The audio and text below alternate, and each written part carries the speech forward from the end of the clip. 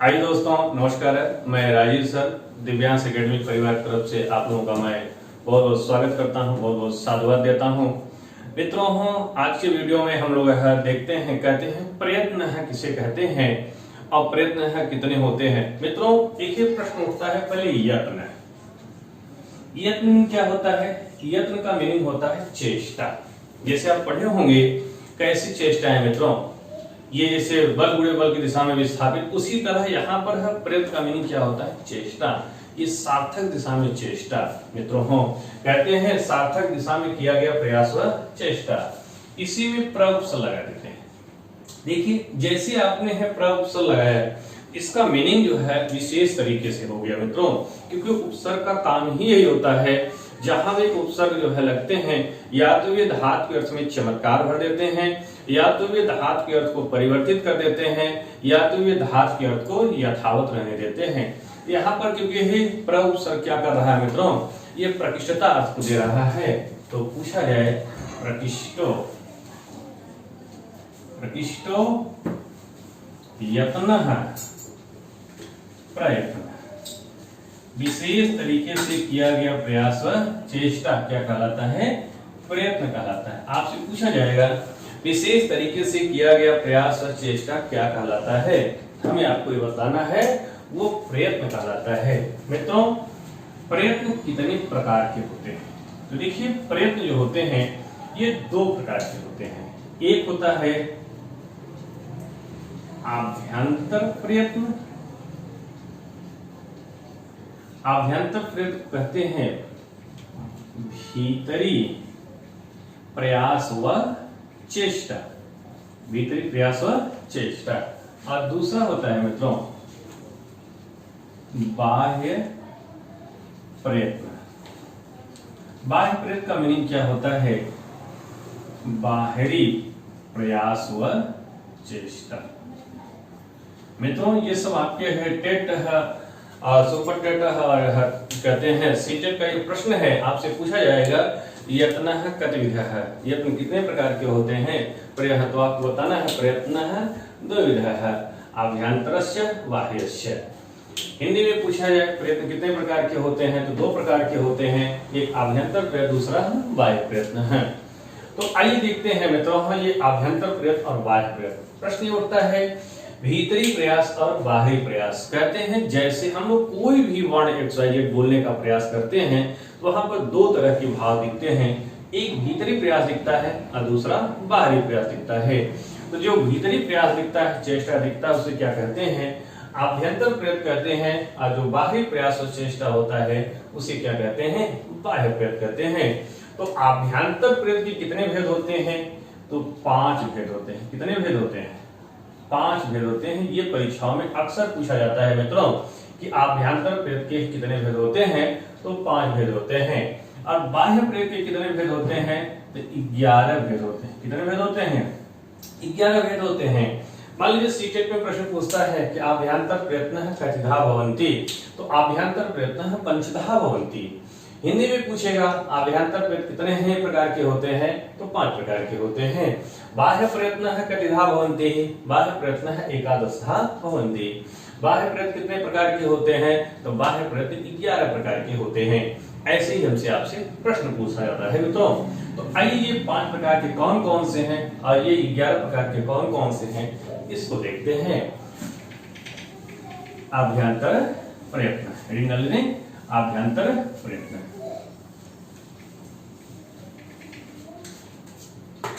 आभ्यंतर प्रयत्न, आभ्यंतर प्रयत्न कहते हैं मित्रों आभ्यंतर प्रयत्न है, अर्थात उच्च आभ्यंतर प्रयत्न उसे कहते हैं किसी भी वर्ण को बोलने में जो भीतरी प्रयास और चेष्टा होता है उसे क्या कहते हैं? आभ्यंतर प्रयत्न कहते हैं। आभ्यंतर प्रयत्न 5 प्रकार के होते हैं। कितने प्रकार के होते हैं? 5 प्रकार के होते हैं। 5 प्रकार के होते हैं। नंबर 1 स्पष्ट, दूसरा ईषद स्पष्ट, तीसरा ईषद विवृत, चौथा विपरीत, अब पांचवा है मित्रों समृद्ध।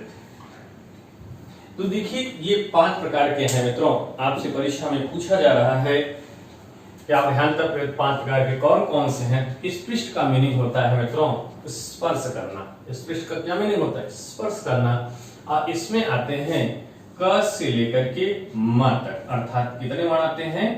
ये 25 वर्ण आते हैं। ये क से है हाँ देखा जाए तो सारा व्यंजन कर लीजिए, क से लेकर के म तक के कितने वर्ण होंगे इसमें? 25 वर्ण। अब परीक्षा में प्रश्न क्या पूछा जाएगा? प्रश्न ये पूछा जाएगा कि स्पृष्ट संज्ञक वर्ण कितने होते हैं। तो आप क्या बताएंगे? स्पृष्ट संज्ञक वर्ण जो होते हैं ये 25 होते हैं। का ऐसे है पूरे टोटल 25 होते हैं। अगर पुनः प्रश्न पूछे अच्छा ये 25 जो व्यंजन हैं इनके आभ्यांतर क्या होते हैं, तब आप क्या बताएंगे? स्पष्ट होते हैं। इधर से प्रश्न इधर पुटअप किया जाता है और इधर से इधर। इसके बाद दूसरे नंबर पे क्या आता है मित्रों? ईषद स्पृष्ट। ईषद माने होता है थोड़ा। ईषद में क्या होता है? थोड़ा। तो थोड़ा स्पर्श करता है। ये ईषद स्पृष्ट का मीनिंग क्या होता है? जिनके बोलने में उच्चारण करने में थोड़ा सा स्पर्श करता हो उसे क्या कहते हैं? ईषद स्पृष्ट कहते हैं। ये सारे वर्ण आप उच्चारण करते हैं तो स्पृष्ट माने क्या होता है? स्पर्श करना, बढ़िया से स्पर्श करते हैं। लेकिन ईषद स्पृष्ट में क्या होते हैं? ये थोड़ा सा स्पर्श करते हैं। और इसमें आते हैं कौन से? ये जो आपके अंतस्थ वर्ण है। कौन से वर्ण है? अंतस्थ वर्ण। और अंतस्थ वर्ण में कौन कौन से हैं? यह है, वह है, र है और ल है मित्रों। इसे क्या कहा जाता है? अंतस्थ वर्ण। और अंतस्थ वर्णों का जो आभ्यंतर होता है वो क्या होता है? ईषद स्पृष्ट। अर्थात इनके बोलने में थोड़ा सा देखिए स्पर्श करता है, समझ रहे हैं? इसीलिए इसको क्या कहते हैं मित्रों? ईषद स्पृष्ट कहा जाता है। इसके बाद तीसरे नंबर पे है ईषद विपरीत। देखिए विपरीत का मीनिंग होता है खुला होना और ईषद विपरीत का मीनिंग क्या होता है? थोड़ा खुला होना। देखिए लेकिन ध्यान दीजिए थोड़ा खुला हुआ जरूर, लेकिन ये भाग थोड़ा खुला हुआ नहीं, क्योंकि आभ्यंतर की बात चल रही है। मुख के अंदर जो थोड़ा सा भाग खुलता है उसे क्या कहते हैं? ईषद विपरीत कहते हैं। और इसमें आते हैं कौन? ऊष्म वर्ण। कौन से वर्ण आते हैं? ऊष्म वर्ण। स और ह। परीक्षा में प्रश्न पूछा जा रहा है कि जो ऊष्म वर्ण होते हैं श, इनके आभ्यंतर प्रयुक्त क्या होते हैं? हमें आपको बताना है। ईषद विपरीत होते हैं। इधर से प्रश्न अगर पूछा जाए कि ईषद विपरीत संज्ञक वर्ण कौन है? ऊष्म वर्ण। ईषद स्पृष्ट संज्ञक वर्ण है अंतस्थ वर्ण। ये अंतस्थ वर्णों का आभ्यंतर ईषद स्पृष्ट, उस वर्णों का आभ्यंतर ईषद विपरीत। अर्थात इधर से उधर, उधर से इधर प्रश्न किया जाता है। इसके बाद है मित्रों विपरीत। विपरीत का मीनिंग क्या होता है? खुला होना। विपरीत में क्या होता है? खुला होना। लेकिन ध्यान दीजिए ये मुंह खुला हुआ नहीं, ये आंतरिक भाग खुला हुआ मित्रों। और इसमें आते हैं कौन? इसमें आते हैं सभी स्वर। सभी स्वरों का आभ्यंतर क्या होता है? विपरीत। यही हम लोग पिछले वीडियो में अध्ययन किए थे कि जो स्वर होते हैं इनके आभ्यंतर क्या होते हैं? तो क्या कहलाते हैं? विपरीत। अब स्वर की बात करते हैं मित्रों, तो चाहे आप 9 स्वर देखते हो अथवा 13 स्वर समझते हो, तो ये सारे स्वरों की बात की जाती है, समझ रहे हैं? ये जितने भी स्वर होते हैं सबके आभ्यंतर क्या कहलाते हैं? विपरीत कहलाते हैं। आपसे पूछा जाएगा कि विपरीत संज्ञक कौन होते हैं? तो सभी स्वर। सभी स्वरों का आभ्यंतर क्या होता है? तो विपरीत है। इसके बाद है मित्रों समृद्ध। समृद्ध का मीनिंग होता है मुख बंद उच्चारण। मुख बंद उच्चारण। और इसमें आता है कौन? आ।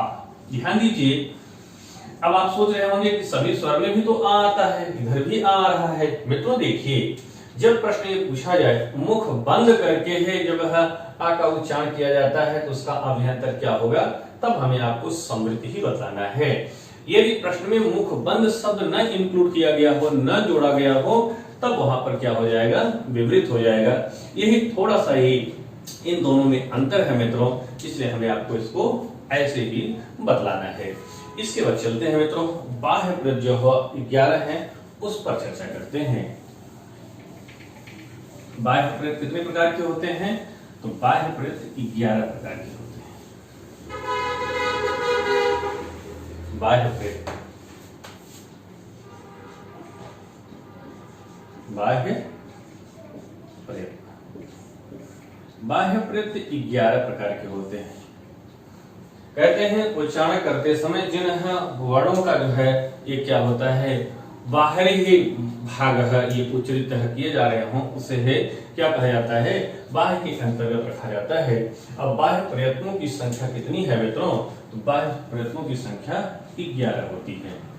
ये कौन कौन से 11 हैं, तो देखिए मित्रों, एक खर प्रत्याहार है और एक आपका हस प्रत्याहार है। खर में 3 आते हैं, कौन कौन से, विवार, श्वास और अघोष। हस में भी 3 आते हैं, संवार, नाथ और घोष। मित्रों तो 3 और 3 6, ये तो प्रत्याहार है, समझ रहे हैं, इसको भी बताएंगे। और 3 और होते हैं, कौन कौन, उदात्त, अनुदात्त और स्वरित। जैसे ये आ है तो ये उदात्त है, ये आ लेकर के नीचे अगर पड़ी लाइन लगी है अनुदात्त है, ये आ लेकर के ये ऊपर खड़ी लाइन से लगी है तो इसे क्या कहते हैं, स्वरित कहते हैं। इसको समझिए, कहते हैं जब कंठ तालवाद के ऊपरी भाग से उच्चारण किया जाता है तो उसे उदात्त कहते हैं, उदात्त संज्ञा होती है ऐसे स्वरों की। जब कंठ तालवाद के निचले भाग से दाब करके उच्चारण किया जाता है तो उसे क्या कहते हैं, अनुदात्त कहते हैं। इसकी क्या कौन सी संज्ञा होती है, अनुदात्त संज्ञा होती है। और जब कंठ तालवाद के मध्य भाग से बोलते हैं, बीचों बीच भाग से बोलते हैं तो उसे क्या कहते हैं, स्वरित कहते हैं। वो है, इसकी कौन सी संज्ञा हो रही है, स्वरित संज्ञा होती है। इसका प्रयोग आप देखे होंगे, ये जो वैदिक ब्राह्मण होते हैं पूजा पाठ वाले, ये कहते हैं ये उदात्त अनुदात्त और स्वरित का बहुत प्रयोग करते हैं। जैसे उच्चारण करते हैं स्वस्सेन इंद्र, उठा दिए होंगे, तो ये जो ऊपर ले जा रहे हैं तो ये क्या है आपका उदात्त, जब नीचे दाब रहे हैं तो अनुदात्त बीच में जैसे हल्काते हैं तो क्या होता है, ये स्वरित कहा जाता है। अब यहाँ से परीक्षा में प्रश्न कैसे पुटअप किया जाएगा, प्रश्न आएगा ये जो स्वर होते हैं इनके बाह्य प्रयत्न क्या कहलाते हैं, हमें आपको बताना है उदात्त अनुदात्त स्वरित। जी मित्रों, ये प्रश्न अक्सर है, ये परीक्षाओं में पूछा गया है और ये लोग बता नहीं पाते हैं, इसलिए आप इसको नोट कर लीजिए। स्वरों का बाह्य प्रयत्न क्या होता है, उदात्त अनुदात्त स्वरित होता है। तो देखिए 3 3 6 3 9 हो गए, 2 और है मित्रों। एक है आपका अल्प प्राण और दूसरा है महाप्राण। महाप्राण देखिए, अल्प प्राण के लिए कहते हैं 1 3 5 और यण, और महाप्राण के लिए 24 शब्द। देखिए इसका जो मीनिंग है मित्रों, कहते हैं 1 3 5 का मीनिंग क्या है, तो ये जो वर्ग होते हैं हमारे आपके, जैसे क ख ग घ ङ, इसी तरह च छ ज झ, तो ये सब का जो है, ये देख लीजिए, सबका जो है पहला और सबका तीसरा और सबका पांचवा, तो सबका पहला वर्ण, सबका तीसरा वर्ण, सबका पांचवा वर्ण। और यण में जो होगा ये य व र और ल, तो देखिए कहते हैं पहला तीसरा और पांचवा, ऐसे अगर जोड़ लीजिए सबका, क वर्ग का भी, च वर्ग का भी, ट वर्ग का, त वर्ग, प वर्ग का, अगर आप जोड़ते हैं तो ये पहला तीसरा और पांचवा, तो 5 दिया कितना हो जाएगा 15, अब 15 और ये 4, 15 4 19। परीक्षा में प्रश्न पूछा जा रहा है कि अल्प प्राण वर्ण कितने होते हैं, हमें आपको क्या बताना है, 19 होते हैं। कैसे, ये क वर्ग है, च वर्ग, ट वर्ग है, सब जो पांचों वर्ग है सबका पहला तीसरा पांचवा जोड़ लीजिए तो क्या हो जाएगा, 5 तिहाई 15 वर्ण हो जाएंगे, और 4 वर्ण आपके यण के हो गए, तो 15 4 19 वर्ण होते हैं। अल्प प्राण के लिए कहते हैं जिनके बोलने में हमें आपको थोड़ा सा सांस लेना होता है उसे क्या कहते हैं, अल्प प्राण, और जिनके बोलने में हमें आपको ज्यादा सांस लेना होता है उसे क्या कहते हैं, महाप्राण कहते हैं। तो ऐसे ही महाप्राण में भी यदि काउंट किया जाए तो सबका देखिए दूसरा और चौथा, सबका दूसरा और चौथा, ये क वर्ग, च वर्ग, ट वर्ग है, आपके साथ जो है पांचों वर्ग हैं, सबका दूसरा चौथा देखेंगे तो कितना हो जाएगा, 5 दूनी 10, क्या हो जाएगा, 5 दूनी 10।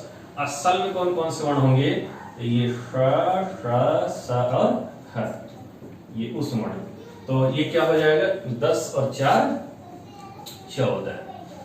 परीक्षा में प्रश्न अगर पूछ लिया गया कि महाप्राण वर्ण कितने होते हैं, हमें आपको क्या बताना है कि महाप्राण वर्ण जो होते हैं ये 14 होते हैं और अल्पप्राण वर्ण कितने होते हैं, 19 होते हैं। और ये आपकी जो है क्या कहलाते हैं, बाह्य प्रेत, आप बताएं, ये है उदात्त अनुदात्त स्वरित होते हैं। जी मित्रों, इसके बाद आते हैं ये खर और हस की बात करते हैं। मित्रों देखिए, खर क्या होता है और हस क्या होता है। खर और हस जो है ये प्रत्याहार है। खर और हस क्या है, ये प्रत्याहार है, और प्रत्याहार से भी प्रश्न पूछा जाता है। तो खर में देखिए कहते हैं जो माहेश्वर सूत्र में ये ख शुरू करते हैं, खप छटत 11वें से शुरू करते हैं और 13वें नंबर तक जाते हैं। तो खर प्रत्याहार में ये ख फ छ ठ थ च ट त क फ और श स। देखिए इसमें कितने वर्ण हैं, 2 2 4 2 6 2 8 2 10 2 12 13 वर्ण है। कितने वर्ण है मित्रों, 13 वर्ण है। अब देखिए जो आपके सामने ये व्यंजन दिखाई दे रहे हैं सब, इन सारे व्यंजनों को आप क्या क्या कह सकते हैं, इन्हें आप विवार कह सकते हैं, श्वास कह सकते हैं, और क्या कह सकते हैं, आघोष कह सकते हैं। ये जो सारे व्यंजन दिखाई दे रहे हैं इनको आप विवार भी कह सकते हैं, श्वास भी कह सकते हैं, आघोष भी कह सकते हैं। ऐसे ही हस प्रत्याहार में ये हस में 5वें सूत्र से हाइवर्ड से शुरू करेंगे तो ह य व र, ट नहीं लेंगे क्योंकि अंतिम वर्ण है, ल हड़ा नहीं लेंगे क्योंकि अंतिम वर्ण है। इसके बाद है य म ङ ड़ न, म नहीं लेंगे, झ भ ये नहीं लेंगे। इसके बाद है घ ड़ ध, ष भी नहीं लेंगे। इसके बाद है घड़धस, ख फ छ ठ थ च ट त, वह भी नहीं लेंगे। क फ यह भी नहीं लेंगे। श श स र भी नहीं लेंगे। घड़धस ज ब ग ण ध। देखिए इसमें कितने वर्ण है मित्रों, ये लीजिए 1 2 3 4 5 6 7 8 9 10 11 12 13 14 15 16 17 18 19 20 21 22 23 24 25 26 27 28 29 30 इसमें दिखाई दे रहा है। हाय वरट लड़ न्य म व ळ नम झ भाई घड़ ध ज घड़धस घड़धस।